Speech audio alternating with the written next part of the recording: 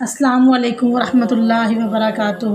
پیارے دوستو، آج کا ہمارا موضوع جو ہے وہ حضرت ابوذر غفاری رضی اللہ تعالیٰ عنہ کی حالات زندگی کے بارے میں ہے۔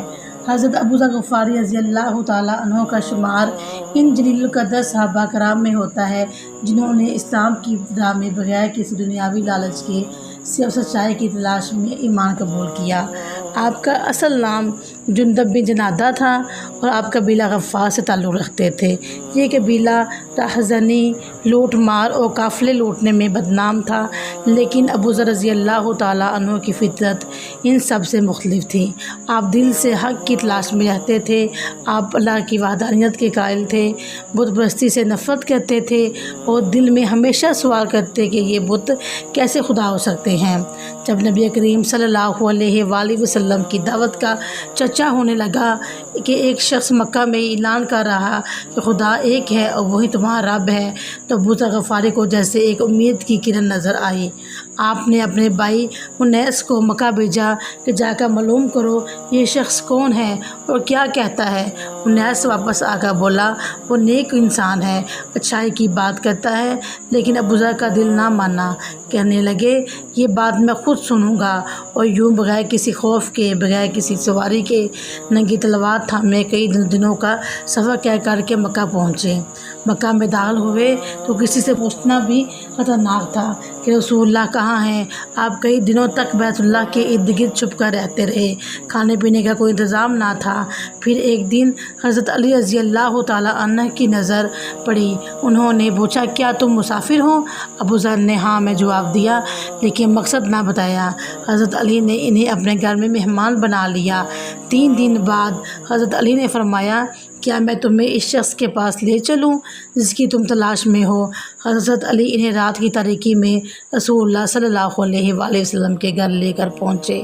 جیسے ہی حضرت ابوذر نے چہرہ رسول دیکھا اور دل کی گہرائی سے بول اٹھے، اشہد ان لا الہ الا اللہ و اشہد ان محمدًا عبدہ و رسولہ۔ نبی کریم صلی اللہ علیہ وآلہ وسلم نے ان کا ایمان دیکھ کر خوشی کا اظہار فرمایا۔ پھر ابوذر نے فوراً عرض کیا، یا رسول اللہ، اجازت دے کہ میں فوراً قریش کے سامنے اسلام کا اعلان کروں۔ آپ صلی اللہ علیہ وآلہ وسلم نے فرمایا، اب اس وقت مناسب نہیں، وہ تمہیں مار ڈالیں گے۔ ابوذر بولے، مجھے پرواہ نہیں، مجھے حق چھپانے کی طاقت نہیں۔ اسی لمحے ابوذر رضی اللہ تعالیٰ عنہ مسجد حرام پہنچے اور خانہ کعبہ کے سامنے بلند آواز میں اعلان کیا، اشہد ان لا الہ الا اللہ و اشہد ان محمدًا رسول اللہ۔ قریش کے سرداروں کو غصہ آیا، سب ٹوٹ پڑے۔ ابوذر کو زمین پر پٹاخ دیا گیا، جوتوں سے مارا، مکے لاتے، یہاں تک کہ خون بہنے لگا۔ قریب تھا کہ جان چلی جائے کہ حضرت عباس رضی اللہ تعالیٰ عنہ پہنچے۔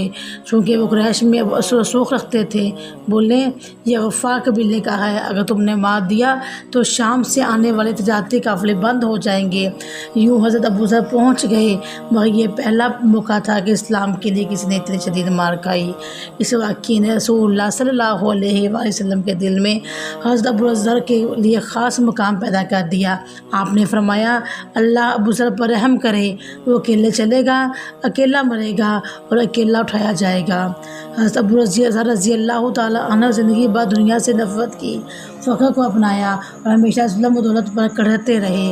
مدینہ میں جب مال و دولت کی ریل پیل ہوئی، آپ بیت المال کے قریب کھڑے ہو کر قرآن کی آیت دہراتے رہتے، والذین یکنزون الذھب والفضة ولا ينفقونها فی سبیل اللہ فبشرھم بعذاب علیم۔ جو لوگ سونا چاندی جمع کرتے ہیں اور اللہ کی راہ میں خرچ نہیں کرتے، انہیں دردناک عذاب کی خوشخبری سنا دو۔ یہ سخت الفاظ امیروں کو ناگوار گزرے۔ خلیفہ وقت حضرت عثمان رضی اللہ تعالیٰ عنہ کو فتنے کا خطرہ ہوا اور انہیں مدینہ سے رہزہ کے صحرا میں بھیج دیا گیا۔ رہزہ ایک ویران مقام تھا، نہ سایہ، نہ پانی، نہ انسان، مگر حضرت ابوذر کو کوئی پرواہ نہ تھی۔ ان کے ساتھ صرف ایک بیوی اور ایک غلام تھا۔ جب موت کا وقت قریب آیا، بیوی نے رونا شروع کر دیا، ابوذر، یہاں کوئی نہ کفن دینے والا ہے، نہ جنازہ پڑھنے والا۔ حضرت ابوذر رضی اللہ تعالیٰ عنہ نے مسکرا کر فرمایا، غم نہ کرو، میں نبی صلی اللہ علیہ وسلم نے فرمایا تھا، اے ابو ذر، تو اکیلا چلے گا، اکیلا مرے گا اور اکیلا اٹھایا جائے گا، اور اللہ کی اس کی سچائی کو پورا کرے گا۔ اسی اسنا میں ایک قافلہ شام سے آتا ہے جس میں حضرت عبداللہ بن مسعود رضی اللہ تعالیٰ عنہ بھی موجود ہوتے ہیں۔ جیسے ہی حضرت ابو ذر کو دیکھتے ہیں، روتے ہیں اور کہتے ہیں، اللہ کے رسول سچ کہتے تھے، ابو ذر واقعی اکیلا مرا۔ انہوں نے نماز جنازہ پڑھائی، کفن دیا، دفن کیا۔ حضرت ابو ذر رضی اللہ تعالیٰ عنہ کی زندگی ہمیں سکھاتی ہے کہ حق کے لیے کھڑے ہونے والے کو نہ بھیڑ کی ضرورت ہوتی ہے، نہ مال کی، صرف ایمان، سچائی اور تقویٰ ہی کافی ہے۔ رسول اللہ صلی اللہ علیہ وآلہ وسلم نے ان کے بارے میں فرمایا، زمین و آسمان نے ابو ذر سے زیادہ سچا انسان نہیں دیکھا۔ وآخر دعوانا الحمدللہ رب العالمین۔